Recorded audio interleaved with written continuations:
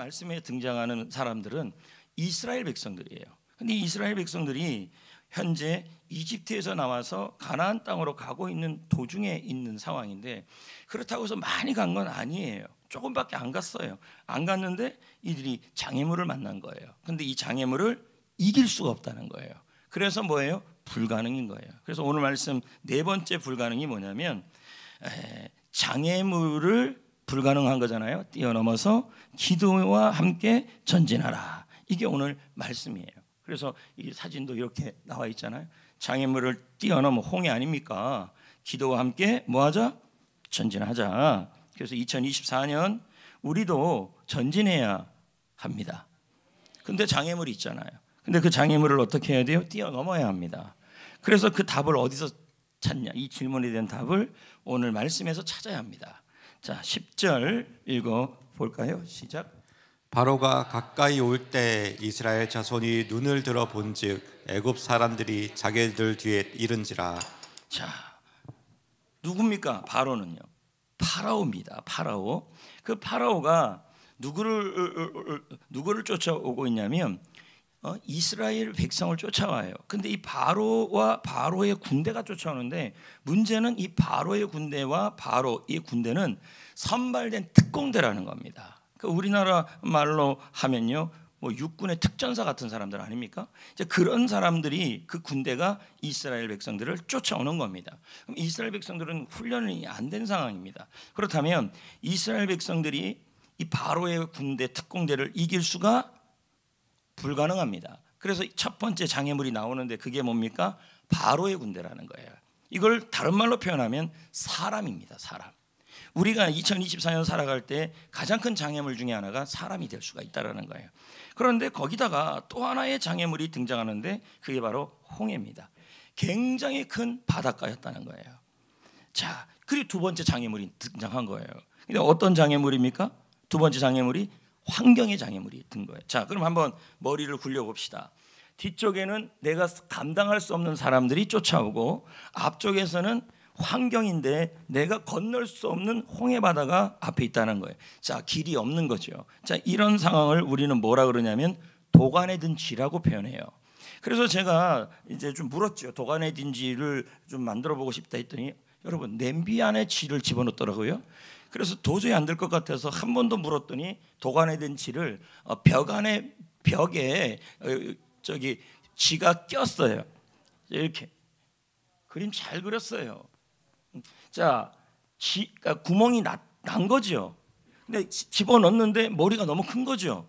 그래서 못 빠져나오는 거예요. 그러면 저런 건 뭡니까? 만약에 저 상황에서 고양이가 등장하면요, 죽는 거죠. 그러니까 지금 이스라엘 백성들의 상황이 딱 저와 같았다는 거예요.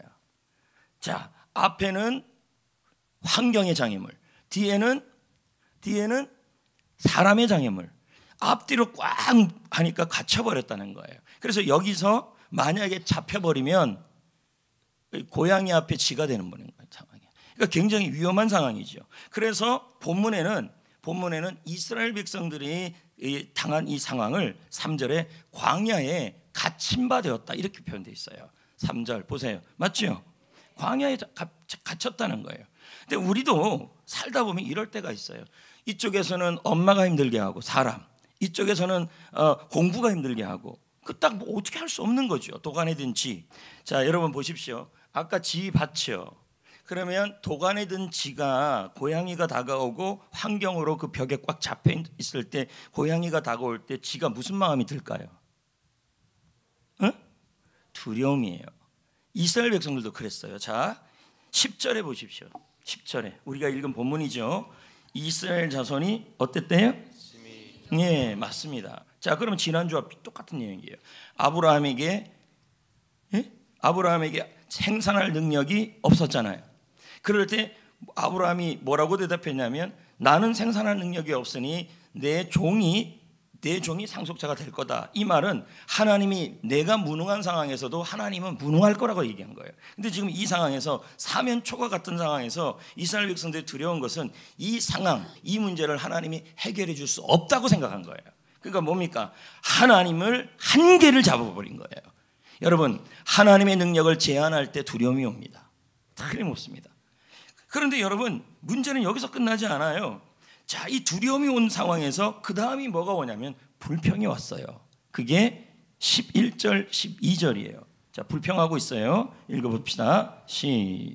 애굽에 매장지가 없어서 당신이 우리를 이끌어내어 이 광야에서 죽게 하느냐. 계속이요. 우리가 애굽에서 당신에게 이른 말이 이것이 아니냐. 이르기를 우리가 내버려 두라. 우리가 애굽 사람을 섬길 것이라 하지 않더냐. 애굽 사람을 섬기는 것이 광야에서 죽는 것보다 낫겠노라. 자, 여러분 여기 좀 보십시오. 뭐라고 그러냐면 지금 이 백성들이 뭐라고 얘기하고 있냐면 모세에 대해서 원망하고 하나님을 원망하고 있는 거예요. 그러면서 이렇게 말하는 거예요. 우리는 사람의 장애물을 해결할 수 없고 환경의 장애물을 감당할 수 없다. 그래서 차라리 옛날이 좋았다. 괜히 모세 따라왔다. 괜히 예수님 믿었다. 괜히 해피코스에 믿었다. 왔다 하면서 모세가 믿고 전도자가 믿고 원망스럽다. 자, 이렇게 불평하고 있는 상황이 된 거예요. 여러분 여기 한번 보세요. 홍해의 장애물, 환경의 장애물 앞에서 여러분이 두려워하면요 여러분은 더 작아져요. 그리고 바로 사람 앞에서 여러분이 원망하게 되면요 여러분은 더 약해져 버려요. 저는 여러분들 앞에 질문을 지금 할 겁니다. 뭐냐면 2024년 지금 현재 여러분의 바로가 누구냐는 것이죠. 바로. 이 말은 자 표에서 나와 있는 것처럼 우리 각자는 사람들에 대한 고민들이 있어요. 그 메뉴에 보니까 직장이 나와 있죠. 직장에서는 어떤 사람에 대한 어려움이 있냐면 경쟁이 있어요. 같은 동료들끼리, 후배들끼리, 또 위에 있는 상사, 그런 관계에서 오해가 있기도 하고 서로 간에 경쟁을 하고 내가 처지기도 하면서 도저히 이 사람 문제가 해결되지 않는 그런 일들이 직장인들한테 있다는 거예요. 그리고 두 번째는 비즈니스라고 해서 사업하는 사람들이에요. 사업하는 사람들의 어려움 중에 하나가 뭐냐면 나와 관계를 맺고 있는 사장님들이나 사업 관계자들이나 그리고 직장 그런 분들입니다. 근데 문제는 그 사장님들과의 관계, 그 업체들과의 관계 유지가 쉽지가 않아요. 그래서 어떨 때는 그 사람들한테 눈치도 봐야 되고 그리고 어떨 때는 그 문제가 해결이 안 되는 것 같고, 자, 이런 어려움들이 비즈니스 하는데 있다는 거예요. 세 번째는 학생들이죠. 학교 환경. 학교 환경에서 학생들에게 바로는 누구냐 하면 선생님일 수가 있죠. 선생님이 좋은 선생님이면 괜찮은데 좀 나쁜 선생님들 같은 경우는 우리를 어떻게 해요? 감당하지 못하게 선생님 때문에 되게 힘이 든다는 거예요. 거기다가 친구들이 자기를 왕따시키거나 어렵게 하거나 또 공부를 하는데 친구들을 따라갈 수가 없어요. 근데 여러분 모든 사람이 다 공부 잘하는 건 아니잖아요. 근데 다 그 공부로 사람을 평가하고 이런 상황에서 마음이 답답해지는 겁니다. 그 다음은 뭐냐면 개인 관계예요. 뭐냐면 친구나 엄마 아빠가 자기들에 대해서 너무 많은 기대를 하는 거죠. 그러니까 어떤 마음이 드냐면 부모님에 대한 부담, 그리고 선생님에 대한 부담, 그리고 가족에 대한 부담이 있는 겁니다. 그 옆에 뭐냐면 연애 관계에서 형성되는 것에 종종 갈등이 있다. 이게 뭐냐면 둘 사이가 막 사귀었는데 싸워요. 그 부부끼리도 마찬가지예요. 부부끼리라도 서로 간에 남편은 남편대로 아내는 아내대로 서로 간에 이 사람에 대하여 어떻게 해결할 수가 없는, 그것이 바로 뭐냐면 바로의 군대 같은 일들이라는. 자, 거기다가 마지막은 이유 문제. 옆집에 살거나 윗집에 사는 사람들이 너무 쾅쾅 뛰어요. 막 그랬더니 그게 감당이 안 돼요, 환경으로. 그리고 옆집에 이제 사는데 개를 키우네. 하루 종일 왈왈왈 돼요. 자, 이러면 이것도 갈등이 되는 거죠. 그 집주인이 볼 때 감당이 안 되는 거죠. 그래서 오해도 생기고, 그리고 이제 교회도 마찬가지입니다. 교회 왔는데 서로 간의 역할이 달라요. 그러니까 어떤 사람은 나는 맨날 부엌대기나 하고 있고, 누구는 맨날 운전이나 하고 있고, 누구는 맨날 저렇게 고고하게 피아노나 치고 있고, 왜 정주리 자매는 맨날 고고하게 치고 나는 피아노를 못 쳐갖고 맨날 부엌에만 있고, 이런 게 있다는 거죠. 이런 것 저런 것 때문에 사람으로 인해서 감당이 안 되는 겁니다. 이제 그렇게 사람 때문에도 힘든데, 가정에서는 남편 때문에, 아내 때문에, 또 자녀 때문에, 또 학교에서는 선생님 때문에, 직장에서는 상사 때문에, 또 동역자 때문에, 또 사업하시는 분들은 직원들 때문에, 그리고 사업하고 있는 영업업체들 때문에, 또 이성 친구 한참 우리 중등부, 고등부, 청년부는 뭐 거의 없고,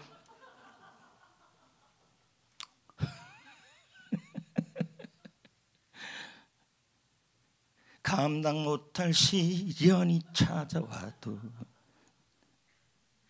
그런데 여러분, 사람 때문에 힘든데 환경까지 힘들면 이건 못 감당하는 거예요. 몸이 아파지는 것도, 그러니까 회사 생활이 너무너무 힘든데 몸이 아파요. 그렇게 되면 뭐예요? 이게 감당이 안 되는 거죠. 그리고 노년 시대를 보면 건강이 이제는 유지도 안 돼요. 점점 뭐가 되냐면 아파지는 데가 더 많아요. 거기다가 온 게 뭐냐, 외로움이에요. 옛날에 맺었던 관계들이 다 끊어져요. 은퇴하신 분들 보니까, 목사님들도 보니까 관계가 다 끊어져요. 그러니까 외로움이 많죠. 그래서 고독사가 많아요. 아무도 돌보지 않아서 혼자 죽는 거죠. 근데 제가 신문에 딱 보니까요, 어머나 여러분, 중년 고독사가 늘어났다는 거예요. 그것도 남자가 여자보다 더 많이 죽는데요, 고독사로. 그러니까 요즘 이렇게 헤어지고 이혼하고 하면 여자들은 뭐 잘 먹고 잘 살고 재혼도 잘하는데 남자들은 밥도 못하고 그러다가 죽는 거죠. 남자 고독사가 2배가 넘는데요, 중년. 그러니까 제가 2부 때도 1부 때도 말하는데, 남자 여러분, 외로워도 슬퍼도 울지 마시고 완전 맛있는 거 많이 드시고 여자들보다도 오래 살아야 돼요. 자, 보십시다. 그럼 정리해 봅시다.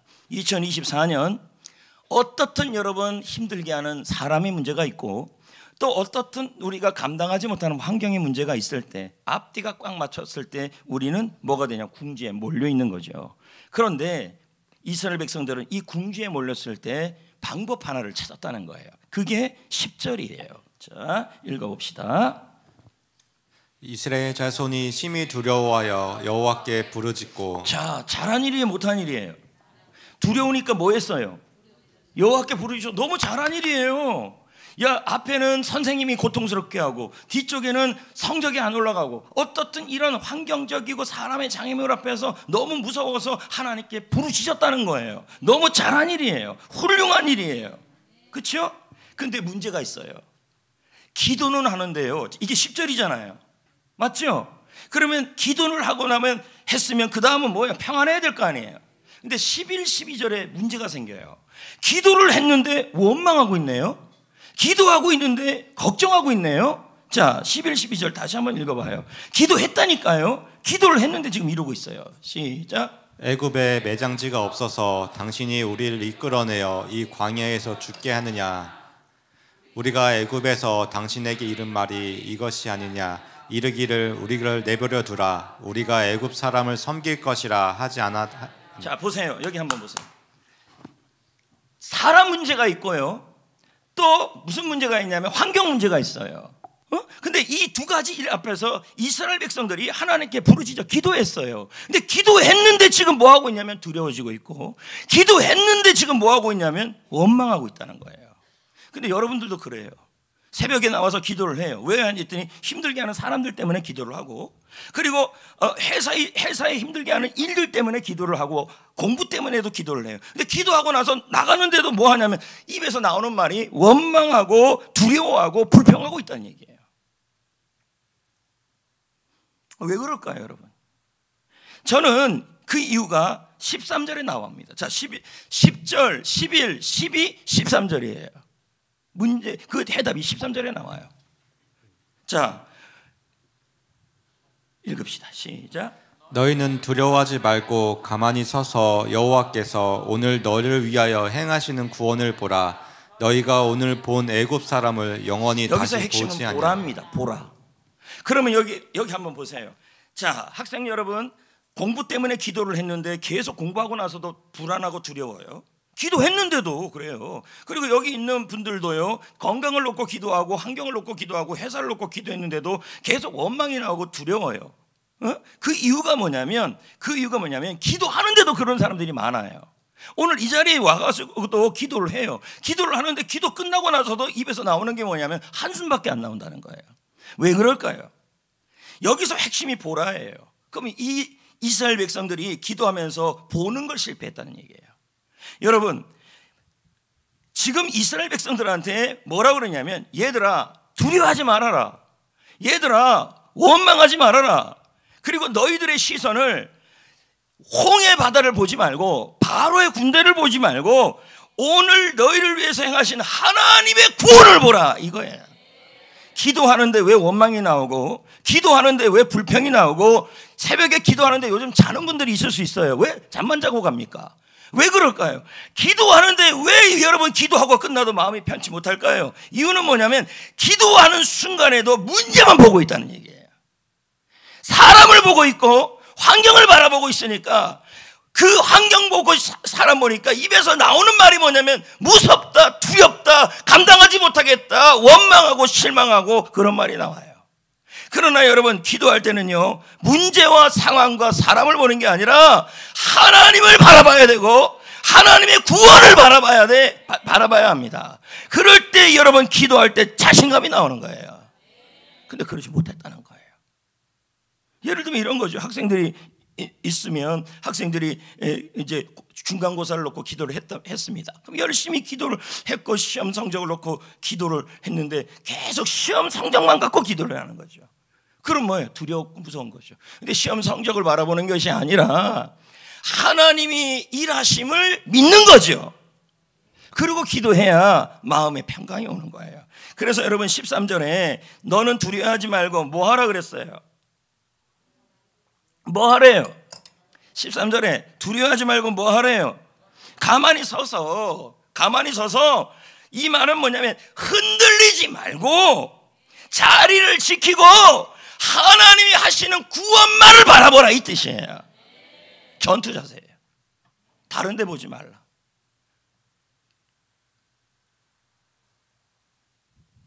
오직 답답하면요, 하나님이 그 입 좀 다물래요.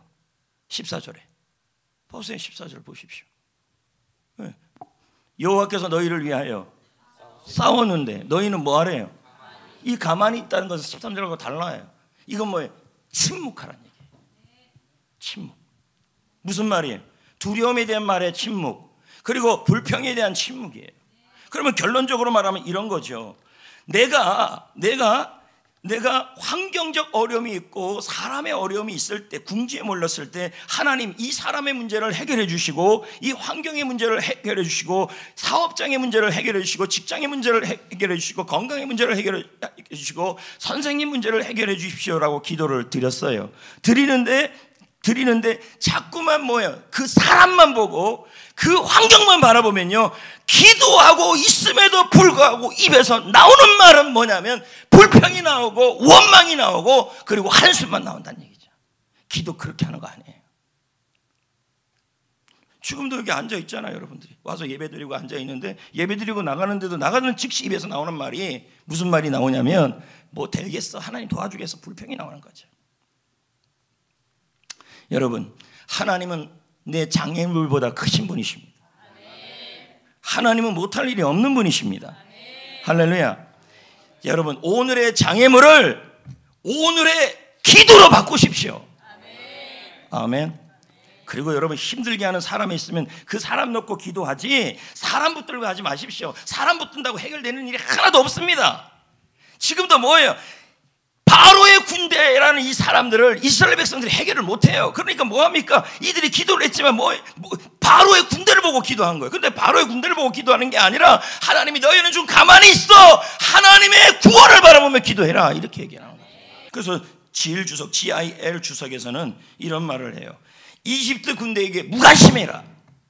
무슨 말일까요? 여러분이 힘들게 하는 사람만 자꾸 묵상해버리면 안 된다는 거예요. 그리고 여러분이 힘들게 하는 환경을 자꾸 관심을 가지면 안 된다는 거예요. 왜요? 기도해도 그러면 불안하고, 기도해도 무섭고, 기도해도 답답하고, 기도해도 원망밖에 안 나와요. 관심 갖지 말고 침착하고, 응? 오늘 너에게 행하신 하나님의 구원을 보라. behold입니다. 보라. 제가 그림 하나 더 보여줄게요. 여기 베이지요. 그냥 봐도 베이지요? 그 앞에 배는 어때요? 항공모함이죠. 어마어마하죠. 옆에 함대고요. 밑에 앞에 있는 배는요, 영국 깃발이 달려 있어요. 여기서 보니까 앞에 배가 크게 보이지만 이 배는 작은 배예요. 그러면 싸우면 누가 이겨요? 큰 배가 이겨요. 싸움이 되면 안 돼요. 안 돼요. 그래갖고 이 앞에 있는 함대에서 방송이 나왔어요. 너희들과 우리는 상대가 되지 않는다. 싸워봤자 너희들은 질 거다. 그러니 항복해라. 항복 안 하면 너희들 초전박살 내버릴 거다. 근데 이 작은 배가요, 방송을 하는데요, 뭐라고 얘기하냐면 전혀 두려워하지 않아요. 나는 항복하지 않겠다.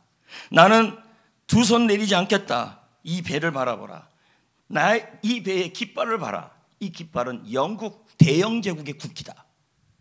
대영 제국의 깃발이 있다라는 것은 우리 뒤에 영국 세계 최강의 영국 해군이 항공모함을 갖고 뒤따라오고 있다는 것이다. 이렇게 얘기를 한 거예요. 여러분, 이 비유를 통해 우리가 뭘 할 수 있습니까? 우리는 여러분 작은 배이고, 우리는 여러분 이스라엘 백성들처럼 사람 앞에서도 나약하고 환경 앞에서도 부족하다 할지라도 우리가 여러분 기도의 깃발을 들고 한 걸음 한 걸음 전진해 갈 때 내 뒤에 있는 하나님께서 우리를 위해 싸워주신다는 얘기죠. 그분은 전쟁에 능하신 분이시고 그분은 전쟁을 승리케 하시는 분이십니다.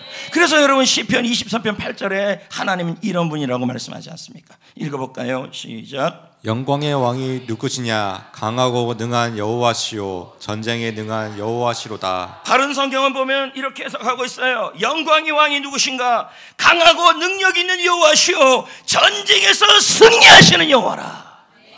여러분이 기도의 깃발을 들면 내 뒤에 하나님께서, 전쟁에 능하신 하나님께서 내 뒤에서 함께 하셔서 여러분 앞에 있는 환경, 여러분 옆에 있는 사람의 장애물을 우리를 위해 싸워 승리케 하여 주신다는 얘기죠. 한 걸음이 중요해요. 그러니까 이런 분들이 있어요. 힘들게 하는 사람이 있거나 힘들게 하는 어려움이 있으면요, 그저 주저앉아서 방바닥에 주저앉아갖고 한 발짝도 움직이지 않는 사람들이 있어요. 그게 아니에요. 여기 말씀 그대로 한다면 기도의 깃발을 들고 한 걸음씩 전진해 가면 주께서 일하신다, 이 뜻이에요. 여러분 보세요. 우리가 기도의 깃발을 붙들고 한 발짝 한 발짝 움직이기 어렵지만 홍해 때문에, 한계 때문에, 그리고 사람들 때문에 한 발짝도 움직이기 어려워도 기도의 깃발을 붙들고 한 발 한 발 전진해 가면 하나님은 나를 위하여 싸워주신다는 얘기예요. 자, 보십시다. 14절 보세요. 14절. 예, 어떻게 해주신대요? 여호와께서 너를 위하여 싸우시리니. 예, 이 싸워준다는 단어가요, come to blow예요. 뜻은 뭐냐면 케어펀치 한 방을 때려갖고 바로 케어시키겠다는 뜻이에요. NAC 주석은요, 이 말씀을 해석했어요. 보자고요. 읽어보자고요. 시작. 하나님은 자기의 백성을 위하여 싸우시며 아무리 훈련이 부족하고 장비가 부족하고 조직이 부족하고 열등하더라도 그들의 적을 제거하신다. 이렇게 해석할 수 있지요. 하나님은 하나님의 백성이 위해서 싸우시는데 아무리 회사의 상황이 부족하고, 그리고 회사의 모든 실력과 장비가 부족하고 공부하는데 조직도 부족하고 열등하여도 그들의 적을 제거하신다, 이렇게 나는 거죠. 여러분 전쟁터에 가면요, 깃발이라는 게 있어요. 깃발, 큰 깃발이 있는데요, 이 깃발에 의미가 있어요. 그 깃발이 의미가 뭐냐면 이 깃발이 있는 곳에는 군대가 있고요, 깃발이 있는 곳에는요 대장님이 있다는 뜻이에요. 그럼 여러분 우리가 기도의 깃발을 올리면 여러분 우리의 대장 계신 주님이 함께 하시고, 기도의 깃발을 올리면 천군 천사가 우리 뒤에 있다는 얘기가 되는 거예요.